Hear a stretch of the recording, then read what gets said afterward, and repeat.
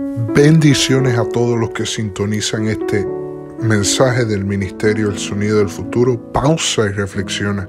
En el libro de Efesios capítulo 5 versículo 16 la palabra dice: aprovechen cada oportunidad que tengan de hacer el bien, porque estamos viviendo tiempos muy malos.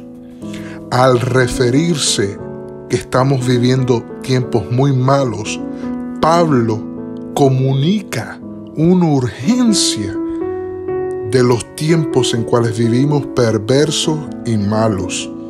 Asimismo, tenemos que tener un sentido de urgencia porque en los días que vivimos son difíciles. Debemos de tener y actuar sabiamente para hacer el bien en todo momento. En el nombre de Jesús, amén y amén.